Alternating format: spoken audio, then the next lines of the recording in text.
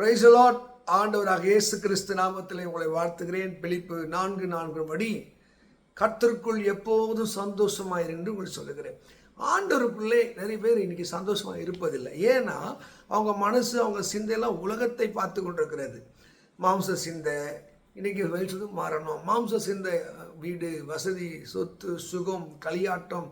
நீங்கள் 1 யோவான் 2:15-16 படிக்கும் போது அங்கே சொல்ல மாம்சத்தின் இச்சை, கண்கள் இச்சை, ஜீவனத்தின் பெருமை, இதுதான் சந்தோஷம் நினைக்கிறாங்க. நல்லா சாப்பிடணும், நல்ல வசதியாக இருக்கணும். அதனால்தான் அது கிடைக்காத போது அவங்க சந்தோஷத்தை தொலைத்து விடுகிறார்கள். கர்த்தருக்குள்ளே இருக்கிற சந்தோஷம், தாவீது சொல்றான், அநேகம் ஆயிரம் பொன் வெள்ளியை பார்க்கிலும் சொத்து சுகத்தை ஆகாமிய கூடாரங்களில் வாசமாயிருப்பதை பார்க்க அவன் கம்பேர் பண்ணுறான்.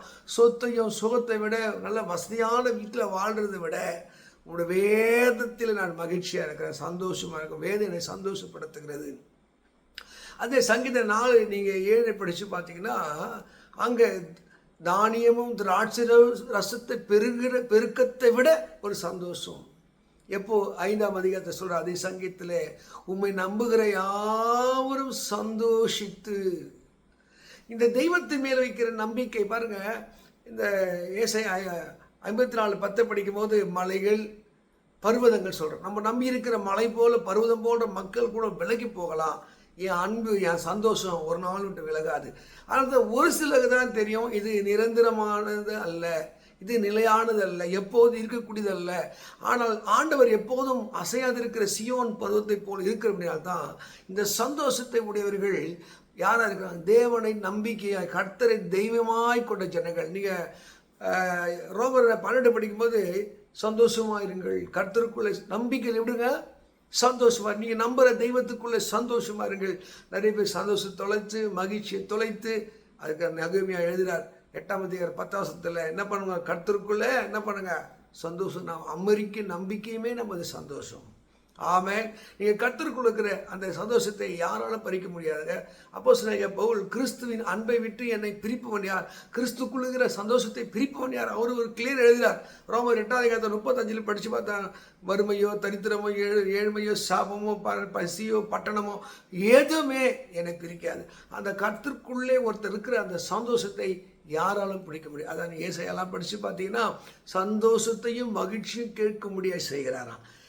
ஏசாயா 35:10 படிக்கும் போது அவர் சந்தோஷம், கர்த்தரால் மீட்கப்பட்டவர்கள் ஆனந்த களிப்போடு பாடி அவங்க சந்தோஷத்தோடு சீயோனுக்கு திரும்புவார்கள்.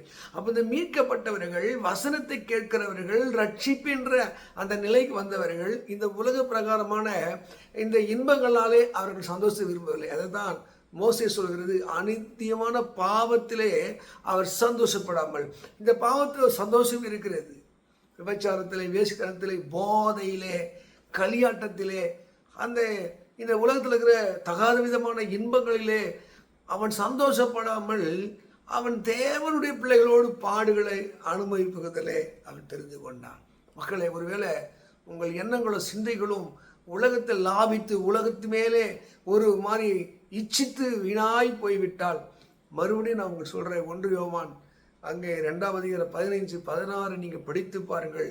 நீங்கள் கண்கள் இச்சையினாலே, மாம்சத்தின் இச்சையினாலே, ஜீவனத்தின் பெருமையாலே நீங்கள் சிக்கொண்டிருக்கிறீர்கள். உலகமும் அதன் ஆசை இச்சைகளும் ஒழிந்து போகும், தேவனுடைய சித்தத்தின்படி செய்கிறவனே என்றைக்கு நிலைத்திருப்பான்.